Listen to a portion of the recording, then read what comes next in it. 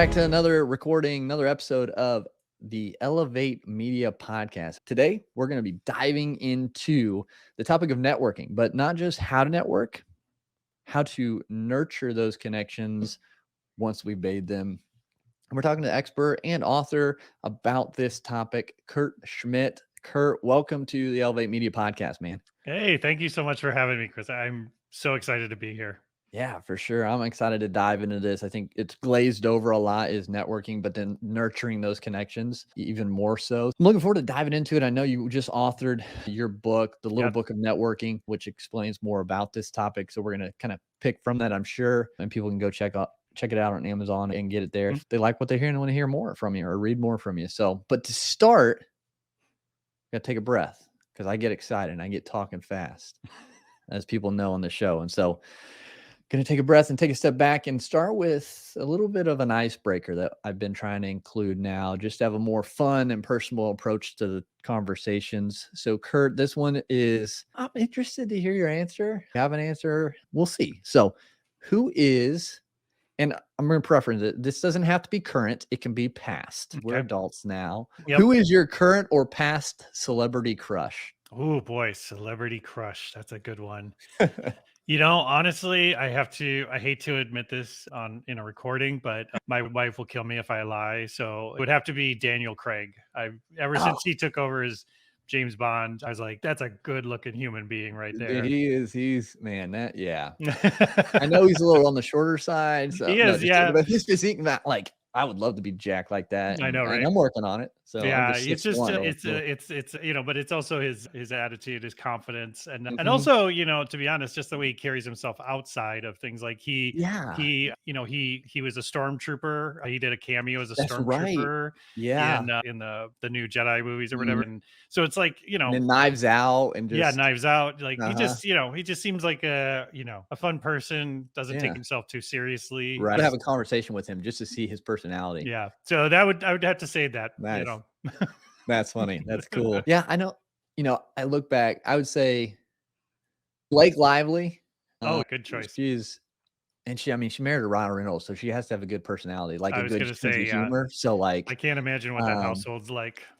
yeah, oh my gosh. But going That'd be back a when I was circus. young, this is a funny story. So when I was little, like 8 or 9, my thing was we would always watch Wheel of Fortune or Jeopardy on TV as a family, my parents and I and my siblings. And I remember this to the day. Like today, I still remember this moment. We're sitting on the couch. I was sitting, it was like a sectional. So I was in the corner section, corner part, sitting there with a pillow, watching Wheel of Fortune. Vanna White walks out in one of her, iconic gowns. And me being like an 8-year-old kid, first of all, I couldn't whistle at that time. I didn't know how to whistle. But I sat there and she walked out and I go, woo, and made the whistle noise, like without whistling. And my parents just both turned and I go, bet they just died. what? And I got super red and I put the pillow over my face. So when I was little, Vanna White was Oh, my that's celebrity great. crush. So You could have done a lot worse. right. So that's funny. Well, That's thank you for hilarious. sharing. That's good. That's awesome. So now, yeah, and you think of these celebrities too, like they didn't just start out famous. Yeah. Even the ones who had parents who were famous, like they still had to take like the effort and work to want to do that and make connections. And I think that's why it's so crucial, like to have a network and build a network because you don't know where it could lead. It's not always just direct clients. No, it's an Like, amazing segue you're doing, Chris, because yeah. if you look at Johnny Depp, he had a friend, he was dating a girl who had a friend who got him into Nightmare on Elm Street, and that's how he launched his career. Like seriously. And Brad Pitt, same way, tripped and fell into things. Harrison Ford, famously, he was a carpenter, building cabinets for George Lucas, and he was like, you know what, you should be in my 50s, or whatever it was, a 50s movie about hot rodding, and then he was like, oh yeah, well, we could do you for Star Wars, and Yeah, there you just a go. little part there. Yeah. So again, like, I reference this in a number of talks that I do where I talk about famous actors specifically because the majority of a good chunk of them that we know, it is because of networking. It's because of the people who they knew and who knew them is how they became known to us. Yep. It's huge. Like I always say it, and I kind of like use something I heard Grant Cardone say once, like, and it's like morphed it, I guess, paraphrase, but like if they don't know, you're not gonna grow. People have to know you, like, in any form to grow a business, to have more speaking engagements, to get on more podcasts, like, people have to know, and that's why, like, the networking piece is so crucial. So, like, people know that, people, gotta network, and, Yep. we've done other episodes on how to network and how to connect with people, but now I'm excited for this is to dive into, like, okay, we've made those connections, and maybe you see something. Maybe it's a client, maybe it's a partnership, maybe it's just they have a podcast and you'd like to be on or have them on. But obviously it takes time. It takes some building to get to those moments. So how do we nurture Yeah. those new connections we've made, Kurt? Yeah, so I think first of all, we have to shift our mindset about networking. So to your point, networking is not a singular event, right? It's Right. not where we go to a place, put on our name tag Mhm. that says, and then we try to interrupt other conversations that are happening to introduce ourselves. That's not networking. Networking is a career long process. It's a lifelong process. It's a lifelong mindset that you need to have in order to truly help yourself grow. And then along the way, being able to help others, right? JFK said, a rising tide lifts all boats, right? Yep. So that's the goal of networking, is to go out with intention and deliver value to people, and then you will get value in return. and Mhm. and the thing is, you also have to separate sort of who's in your network, right? So what I like to call, so you have friends, right? These are Right. people who you call up when you need to move a mattress. They go to Yeah. they're part of your wedding. You send them Christmas cards regularly, all those things.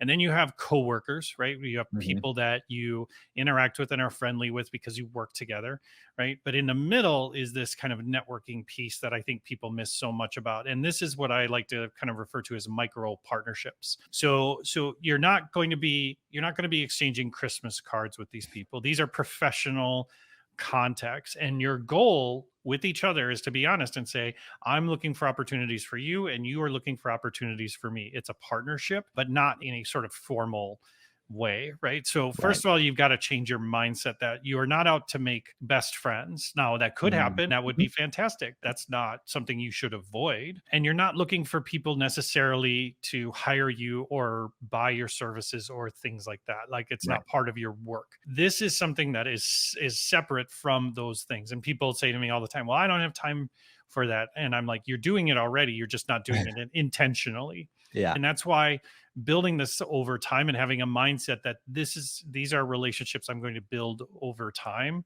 Um, because you want to be able to have those things and work on them, not when you need them, is when you Mhm. don't need them, right? It's like they tell Yep. people all the time, work on your resume when you don't need to work on your resume. So you need to be doing this, because I see too many people that have worked at places for 5-10 years, they leave and they have no network Mm. except for what was at the company. Or people that are just coming out of school, similar situation, they have no reputation. So it's really funny because people say, well, how do I get a job without experience? And I'm like, it's not about experience, it's reputation.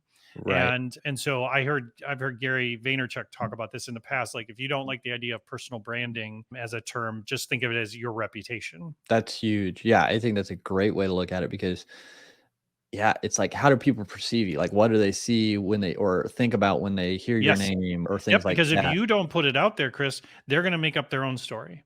That's Yeah. the thing that I try to pound into people's heads, that are like, "Oh, this isn't for me. This isn't for me." And I'm like, "Okay, so if you're not out there letting people know who you are, they're gonna make it up themselves." So we Mhm. do as people, right?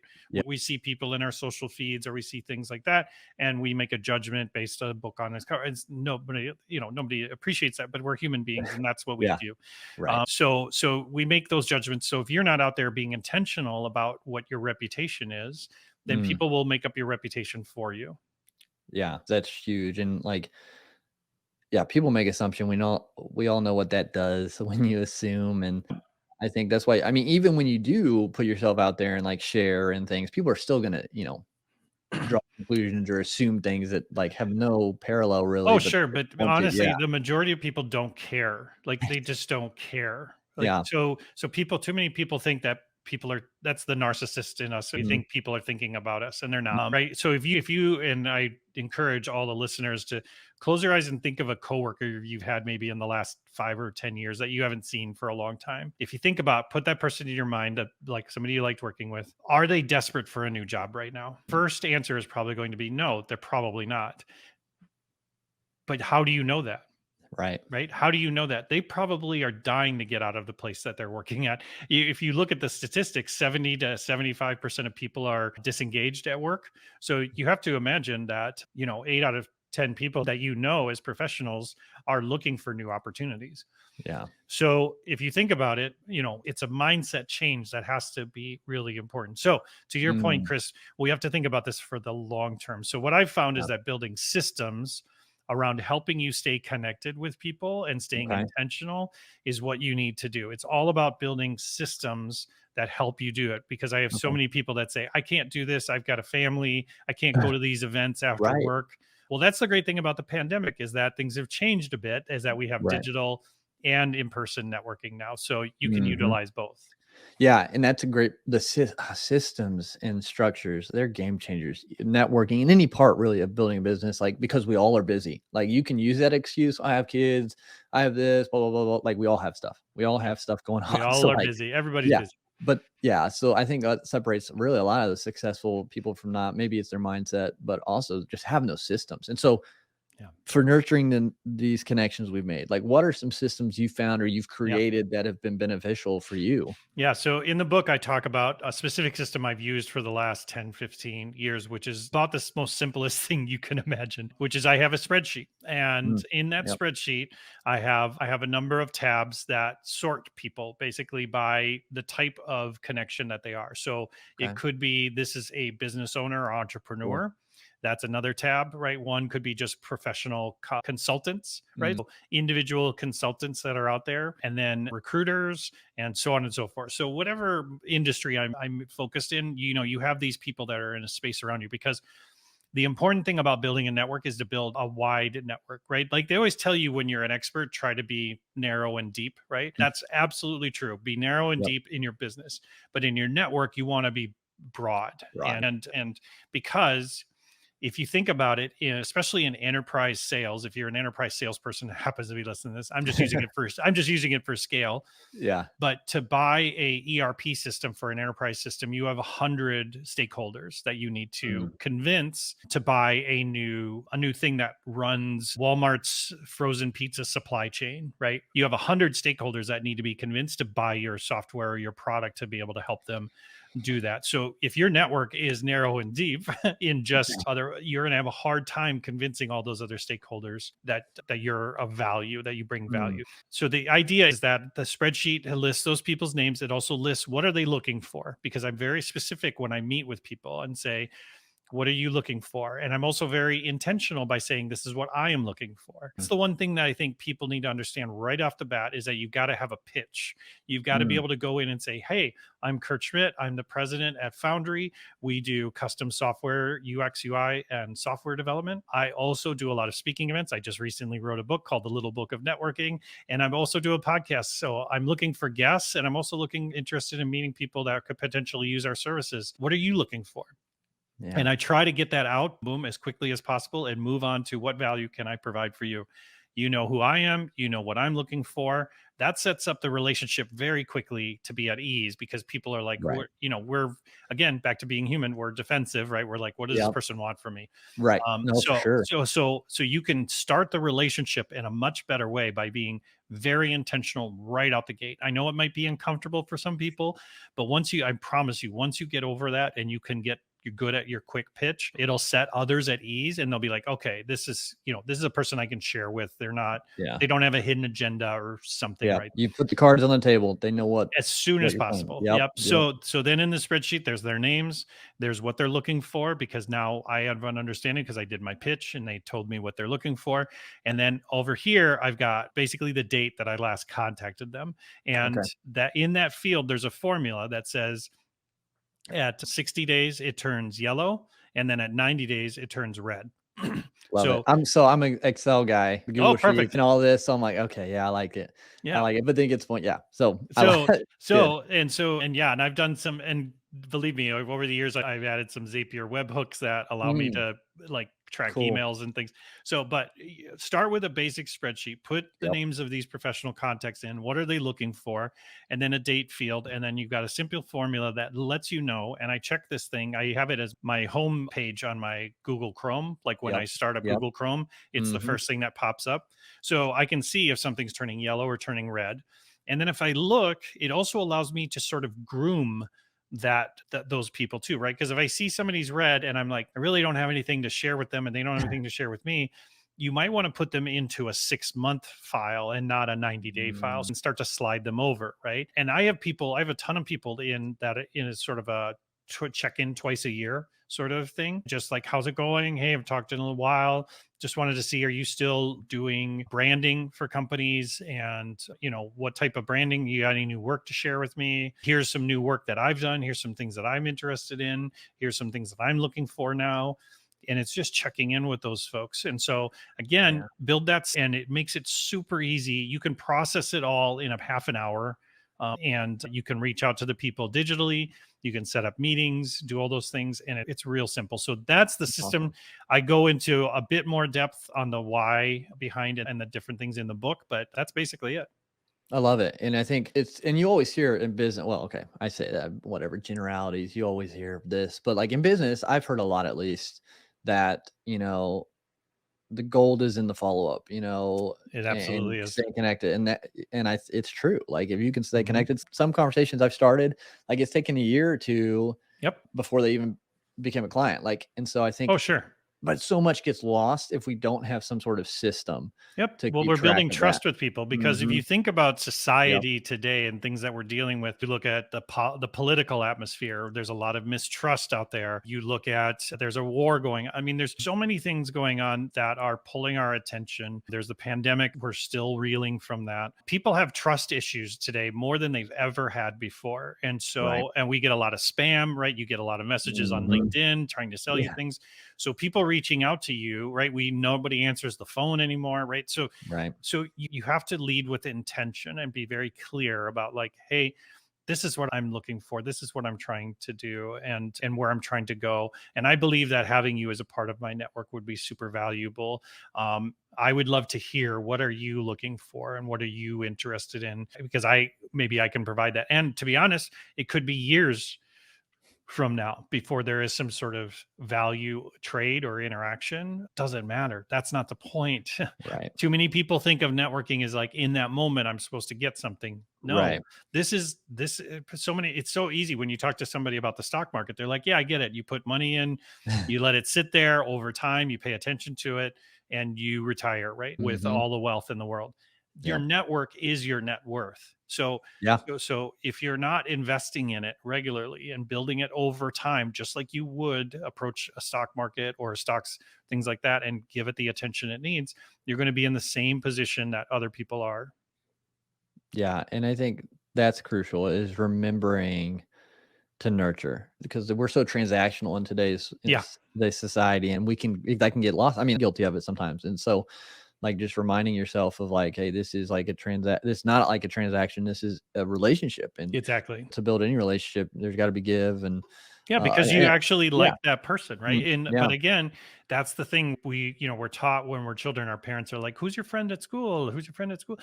Well, everybody's technically your friend. You just don't know everybody, yeah, if you've got colleagues and people you've worked with, you need to stay in touch with them and find out, what are their needs, what are they looking for.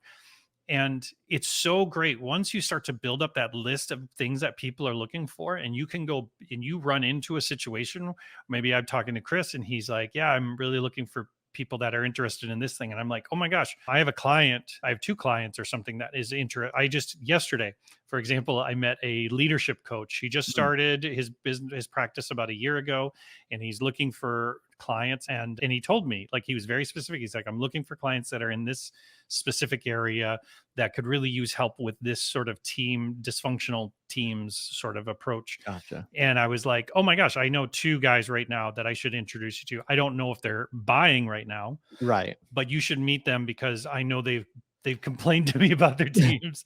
And so I want to introduce them to so a lot of times I will do the double blind, right? I'll reach out to the person and say, hey, I've got this person, would you like an intro to them? And they could say no, right? I don't just automatically intro people unless they've given me the okay Right. to say, no, go ahead and you can you can set me up on blind dates, basically, Yeah. Right. Yeah. you know. Yeah. I think that, and that helps, like, having that system too, to remember, like, Yeah. who Yep. was looking for what, Oh yeah. so Nobody then can you can remember.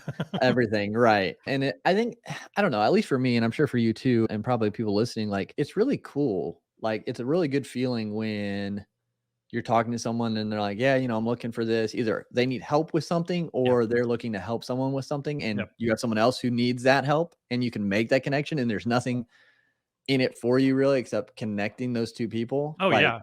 'cause Oh, it's you don't know where that goes, but, like, I don't know, it's It's like back to human nature, Chris, right? yeah, Like the highest fear that people have is public speaking, then mm, death, and then right behind that is asking for help. yeah, um, yeah, so it's when you do have somebody that tells you something that they're looking for, that is something important to pay mhm, attention to, because that's really hard for people to ask for help, right? yeah, And I'm looking for this thing. I'm in need of this thing in order to get me to the level that I want to be at successful and be where I want to be at. That's something you should take great care. And that's why I say document it, put it in the mm, spreadsheet, make a quick note of it, and then refer to it and keep it up to date and keep it regular. It's yeah, real simple with reminders and we got yeah. notifications and all these things all day long. It's not difficult. It's not difficult to do. No, yeah, and so I like that, having a system of tracking things, reminders, Yeah, and and I following up. want to make one thing clear, Yeah, because I get salespeople all the time. They're like, "Well, I have a CRM." right, yeah, And no, this is a personal mhm, CRM. This mhm, is a relationship tool to help you manage those relationships, right? My wife has a spreadsheet that's built just for Christmas card addresses and yep, things, and she yep, keeps it up to date, and she knows who gets Christmas cards and all these things. And we have that too, uh, yep, this is the same type of thing. This is not a CRM where you're adding people to a stupid sales list, funnel. yep, exactly, Like this is not, now, don't get me wrong, they could turn into something like that. Then you can move them over to that. right, It's not at that point. But that is not our goal. Is to This is our thing. This is not something we're reviewing in a sales meeting. This is our work for our profession, mm, our career. yep, Which, yes, our us growing our career can benefit our organization that we work for. Sure. Yes. Yes, it can. right, But you don't just dump it into there and manage it like a sales funnel. That's not what this is. This is, back to yeah. your point.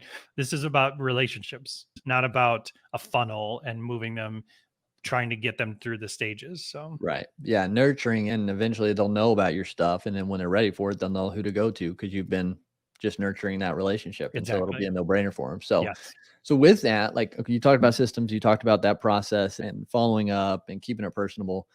What would you say are maybe 3 top ways that individuals listening to this could start to Mm. nurture their relationships? Like, like, are you an advocate of sending them articles? Like, Mm. what is it, just a message? Like, what do you kinda your top 3 go-to ways to nurture? Yeah, so I would say, in terms of, once you have those people in your network, one thing that is great is just sending out updates. And so you can do that a number in scale, right? So Mm, one can be, so let's say there's the more immediate need, right? So I know somebody who got laid off, and they're the only breadwinner in the household, and they've got a family, and they're desperate to get a job as fast as mhm. possible. So they're networking. What they should be doing is sending out a weekly job hunt newsletter, that to all their connections, basically, Okay.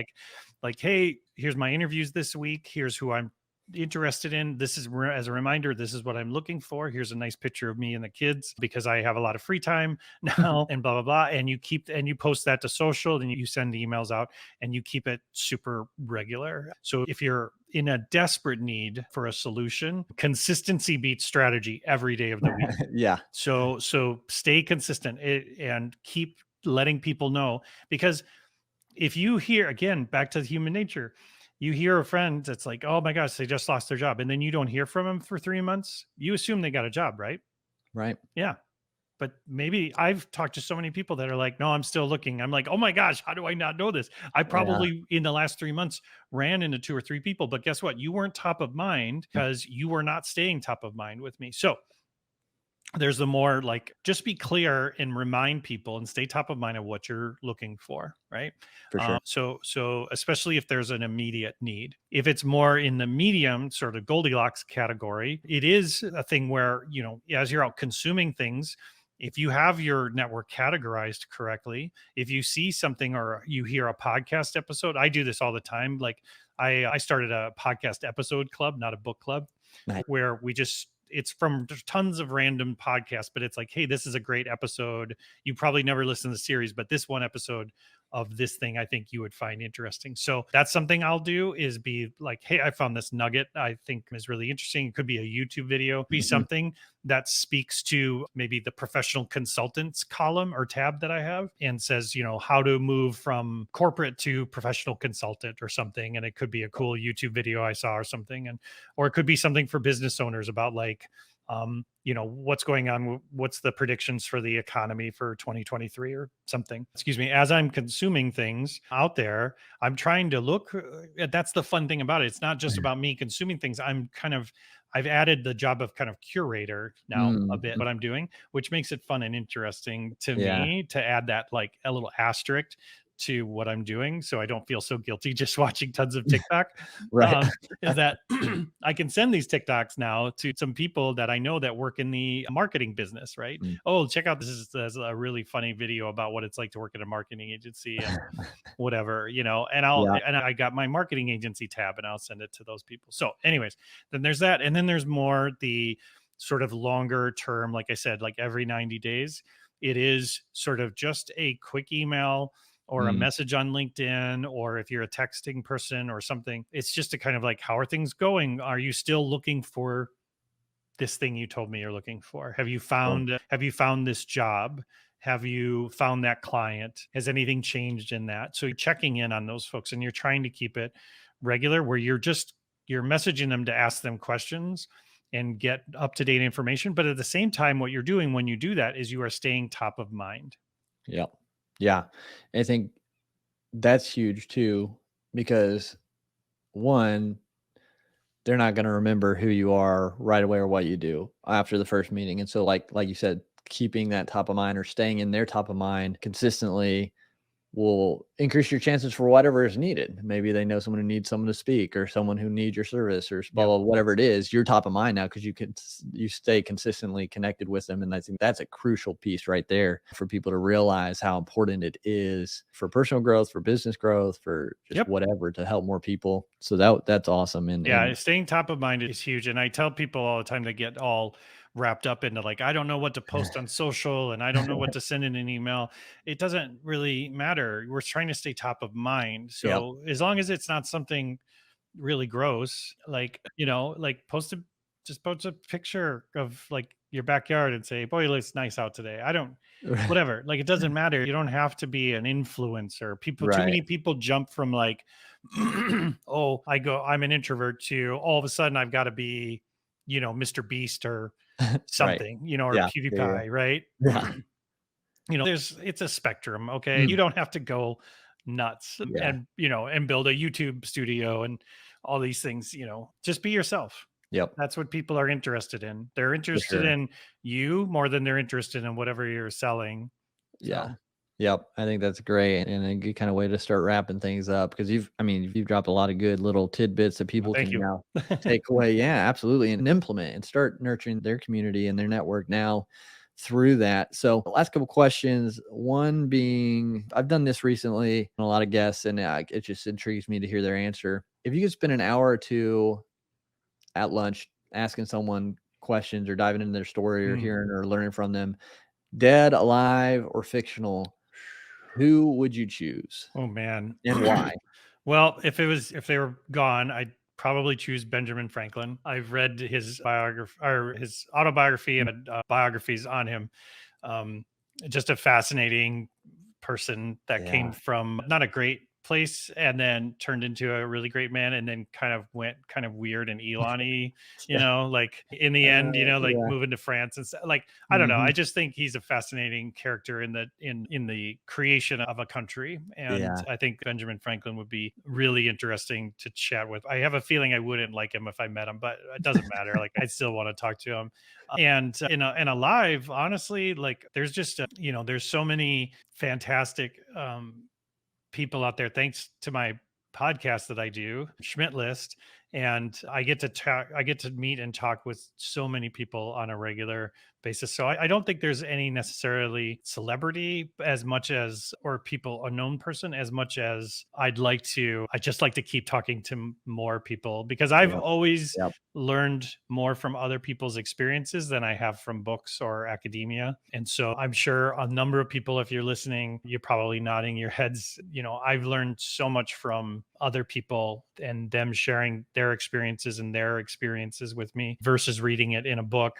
Yeah. And so the more opportunity I get to do that, which is one reason why I do the podcast, which is like networking at a Yep. crazy level. Yep. But that's the other reason to network and why networking is important because you will grow because of your network and you can diversify your network and you can start to Mhm. build relationships with people maybe who don't look exactly like you do or don't come from the exact same background you do and you can Yeah. learn a lot of things very quickly. So it's about personal growth. It's not, and I don't mean just in terms of financial or career wise, but as a human being.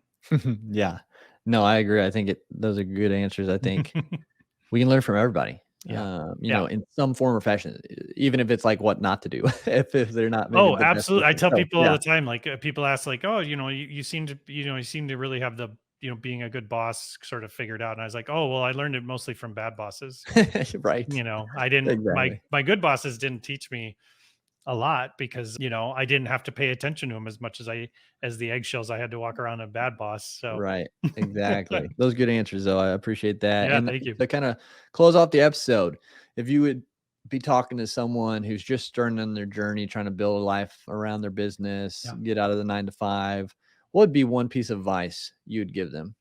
I think again, back to your network is your net worth. I hate to pound it into, but I can't put a stronger point on, finding people that are, when you're first starting out, finding people that are in your immediate industry, maybe people Mhm. with the same titles or selling the same products or services that you are, and trying to connect with those people and learn about the challenges that they have and that they're experiencing. And first Yeah. of all, you won't feel so alone because it can be a very lonely place when you're just starting out, right? And you have this thing that was invented recently called imposter syndrome, which to Mhm. me it's, everybody's new at something at some point, so it's okay. Yeah. So for me it's important to think about that just getting started and staying consistent with your network, even if it's just a small network, even if your spreadsheet just has one tab Yeah. and 10 people on it, that's cool. You don't need to have 100 people on there, but start just start somewhere and stay consistent once you start.